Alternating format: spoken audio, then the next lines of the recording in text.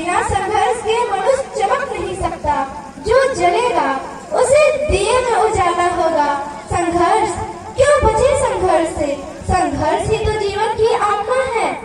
जितना कठिन संघर्ष होगा उतनी ही शानदार जीत होगी। एक बार एक किसान ईश्वर से बहुत नाराज हो जाता है। वो किसान बहुत ही मेहनती था।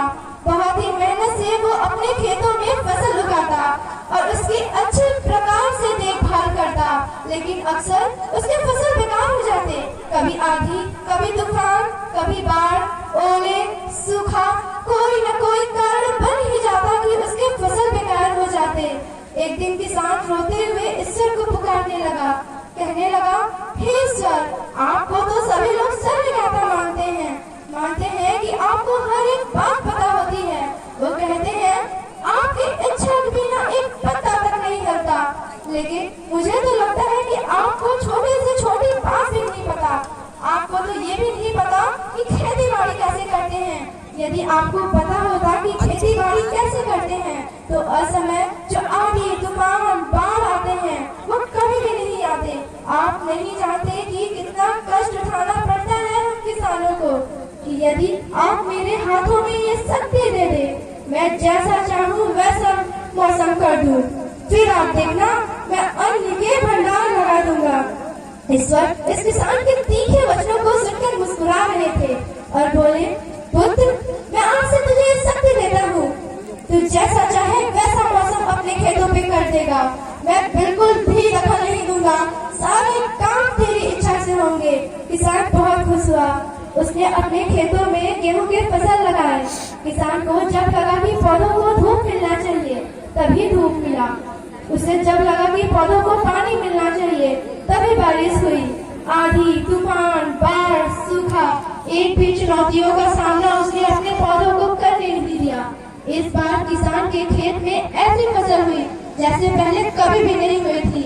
ऊंची, हरी भरी, लहलहाती फसल। उसे देखकर किसान बहुत प्रसन्न हुआ और अपने मन में ही सोचने लगा, अब ईश्वर को सबूत के साथ दिखाऊंगा। इसे कहते हैं शक्ति का सही उपयोग। मेरी सफलता को देखकर उन्हें अपने नियम जरूर बदलने होंगे। कुछ समय बीत गए, फसल कटने को तैयार हुआ। किसान बड़ी उत्सुकता के साथ अपने फसल को काटने लगा, लेकिन जैसे ही उसका ध्यान गेहूं के बालियों पे पड़ा, उसने अपना सिर पीट लिया। वो रोने चिल्लाने लगा। गेहूं के बालियों में एक भी गेहूं का दाना नहीं था। सारी बालियां अंदर से खाली थी। किसान एक बार फिर रोते हुए ईश्वर को पुकारने लगा और बोला, हे ईश्वर, क्या तूने मुझे कोई सजा दी?